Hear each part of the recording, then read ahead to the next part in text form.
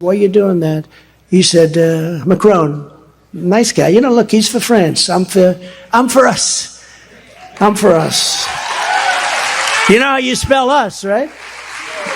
You spell us, U.S. We know Donald Trump is a moron, but we seem to be getting more and more evidence in the recent weeks of his deterioration, publicly unraveling as if the stress of these cases against him, 4 indictments, 91 charges, is actually starting to take its toll on the disgraced former president.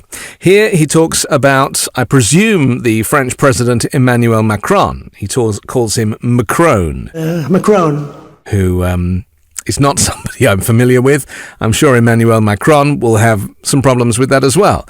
Trump's never been able to really pronounce any of the foreign leaders' names. This is something he struggled with, which is probably why he's stuck with the ones that he's practiced, like Vladimir Putin and Kim Jong-un, or Little Rocket Man, as he likes to call him. And maybe that's the reason why he gives these people nicknames. Notice that Vladimir Putin, the person he is closest to, is one that never received a nickname. And I'm sure there are good reasons why that is the case.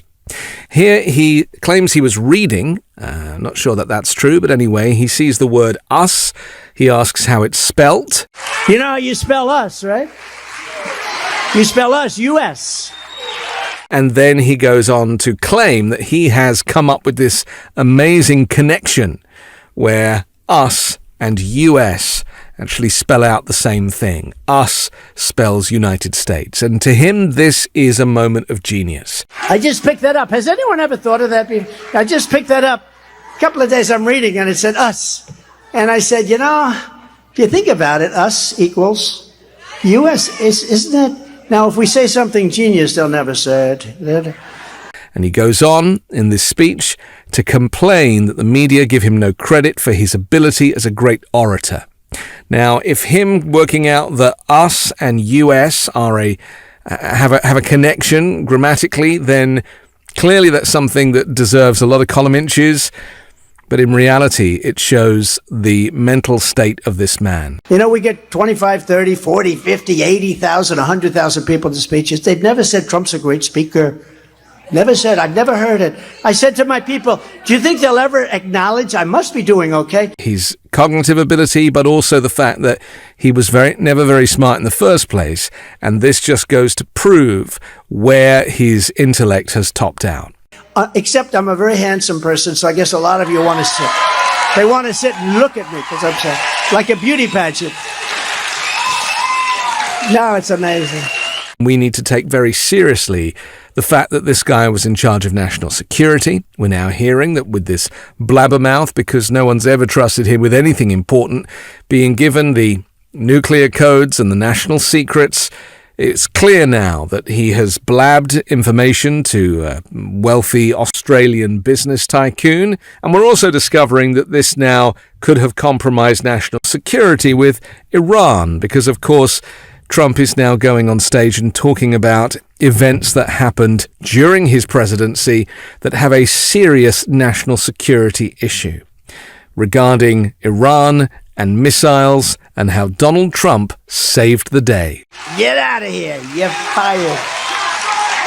If you think that having this guy back in the White House is in any way, especially under the current circumstances with the war in Gaza and weapons being fired from Yemen, Hezbollah getting involved, Russia's fingerprints all over a lot of it, if you think that having Donald Trump as president during this period, let alone the war between Russia and Ukraine, if you think it's a good idea to bring this man back and have him, with all of his problems and childlike qualities, getting across this stuff and breaking the confidence of US intelligence, then, I personally would be very worried.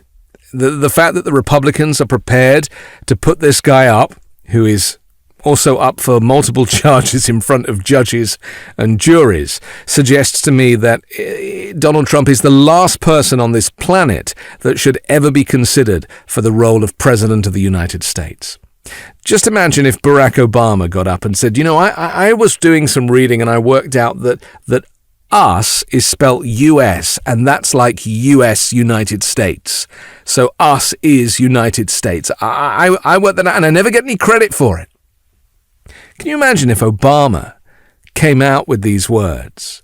The problem is that we have normalized Donald Trump's idiocy. We have normalized his infantile behavior. We have normalized his fascism, speaking now about, the first thing I'm going to do is bring back the Muslim ban.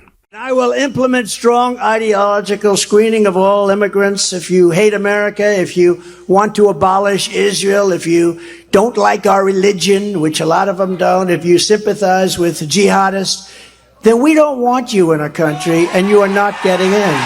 Trump is pleased that there is a conflict in the Arab world, so he can blame Muslims and close the borders. This really is the simplistic nature of Donald Trump's policies. Now, unfortunately, for some people, maybe, 30% of the country, that works. They think that that is the way to president.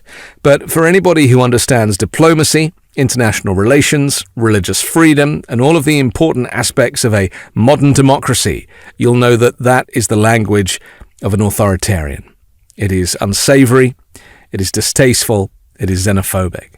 And to allow that kind of rhetoric, after everything we learned from his last 4 years, would be so dangerous to the very fabric of American freedom and American democracy. We had Joe Biden in his speech talking about Palestinian Americans and Israeli Americans. And so the very face of America, the very fabric of American society will change once again under a future Donald Trump presidency. So you have to ask yourself, is this what I want for America? Donald Trump is now going out and saying, well, don't even worry about voting. I don't know where this is coming from. I guess this is some kind of inflated ego. Don't even worry about voting on voting day. It's not necessary. We've got plenty of votes. A little election that went astray. So we have to be careful. You got to get out there and you got to watch those voters. You don't have to vote. Don't worry about voting. The voting, we got plenty of votes. You got to watch election night. It used to be election day, election night. Now it's election month. Unfortunately, that phrase might come back to haunt him, because the very thing you should be doing